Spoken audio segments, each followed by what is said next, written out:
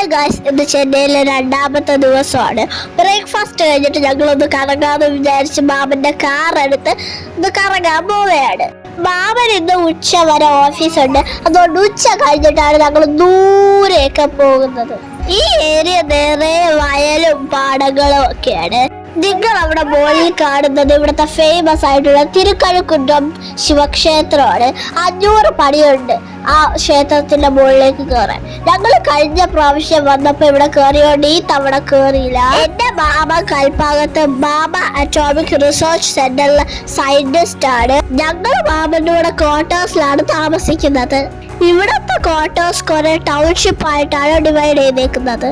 അതിലൊരു ടൗൺഷിപ്പിന്റെ പാർക്കിലാണ് ഞങ്ങൾ ഇന്ന് കളിക്കാൻ പോയത്.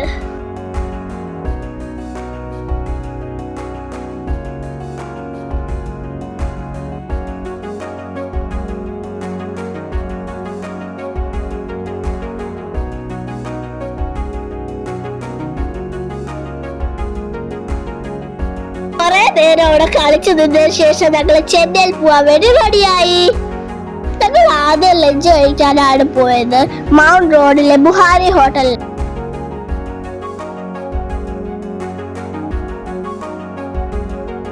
കഴിച്ചിറങ്ങിയപ്പോ അവിടുത്തെ ഒരു ഫേമസ് ഐറ്റമായ ബട്ടർ ജാമും കൂടെ ഞങ്ങൾ പാർസൽ വാങ്ങിച്ചു.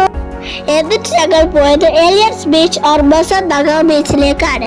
മലയാളികൾക്ക് മനസ്സിലാവാൻ കുറച്ചുകൂടി എളുപ്പം നമ്മുടെ സ്വന്തം ദാസനും വിജയനും വന്നിറങ്ങിയ ദുബായ് കടപ്പുറം എന്ന് പറയുന്നതാവും. ഈ ബീച്ച് നല്ല നീറ്റായിട്ട് മെയിൻറ്റെയിൻ ചെയ്തിട്ടുണ്ട്. അവിടെ കുതിര സവാരി ഉണ്ടായിരുന്നു. ആദ്യം എനിക്ക് ഭയങ്കര ആവേശമായിരുന്നു. കേറിയപ്പോ ഇച്ചിരി ഒരു പേടി പോലെ തോന്നി, പക്ഷെ കൊള്ളായിരുന്നു.